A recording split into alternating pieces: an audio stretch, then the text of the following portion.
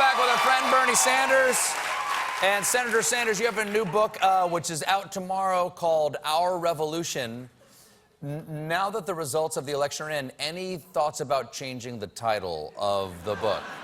Because it was now also his more revolution. than ever, our revolution. You say on page 4 here, I ended this campaign far more optimistic about the future of our country than when I began. Do you still feel that way? Yeah, I do. Okay. I spoke all over this country. I was in 46 states in this country, and I have to tell you, Stephen, what I saw was just incredible. I saw so many beautiful people. And I mean, this is not just rhetoric, this is from my heart, especially young people, black and white and Latino and Asian American and Native American, incredibly beautiful people who want to make this country into the country that we know that it can become. Not only trying to wipe out prejudice, but create an economy that works for all of us and not just the 1%. They inspired me. They inspired me today. It was like... Well, after the 2012 loss of Mitt Romney to Barack Obama, the Republicans commissioned what was called loosely the autopsy of the Republican Party. What was wrong and what they had to do next. Right. If there was an autopsy of the Democratic Party, what would it say? What it would say is the Democrats cannot continue to be run, the Democratic Party, by what I call a liberal elite. And that is and you don't consider yourself a member no, of I the don't, liberal elite? actually, I don't. And, you know, good-meaning people, they're not my enemies, they're partners of ours.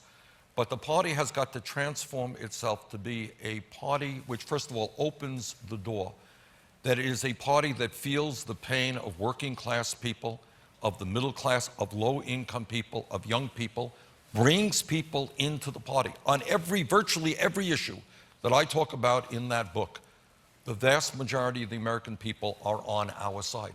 Trump's views are a minority. People do not think we should give tax breaks to billionaires. They do believe we should raise the minimum wage and have pay equity for women. They do believe we should make public colleges and universities tuition-free. So our job right now, and this is terribly important at this moment, people ask me every day, well, what do we do now? What you do now is get involved heavily into the political process. When millions of people stand up and fight back, we will not be denied. Nope. I want to ask you like two questions here. I want to ask you two questions here to close. They're sort of related questions. The first one is, what is the best case scenario you see going forward? In what areas could you see yourself and leading people to cooperate with the goals of the Trump campaign? The best case scenario is that Trump is not an ideologue. In fact, I'm not sure that he has... The president today said that Trump is not. He is not. His views are all over the place. Which, the good news is that when millions of people say to him, you know, Mr. Trump, what you're talking about is nuts, let's move in that direction, that he may actually hear those things. All right, that's the good news. The bad news, which is probably the second part of the question. The second part of the question is, what's the worst case scenario? And I will tell you what the worst case. And keep it, not a laughing matter. Keep it light. It's late night TV. No, I wish I could, but this is the worst case.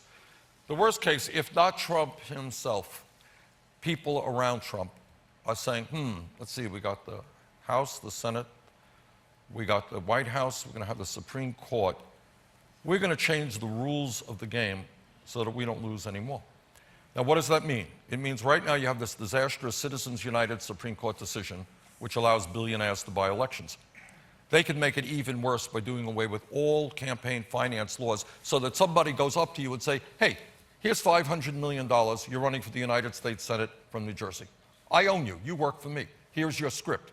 That is what the Koch brothers and the leadership of the Republican Party wants. And then, on top of that, they're going to move more forward more vigorously in voter suppression, making it harder for poor people, for old people, for people of color to actually vote, put up all kinds of restrictions. You do those things, unleash billionaires to buy elections, make it hard for millions of people to participate. They think they can control this government indefinitely. That's the worst case. Our job is to bring tens of millions of people together to say, number one, this country is not an oligarchy, it is a democracy. Number two, you're not going to split us up by attacking our Muslim friends or our gay friends or women or anybody else. We're going to stand together and fight for a government and an economy that works for all of us. Senator, thank you so much. Thank you for being here. The book is Our Revolution. Bernie Sanders, everybody.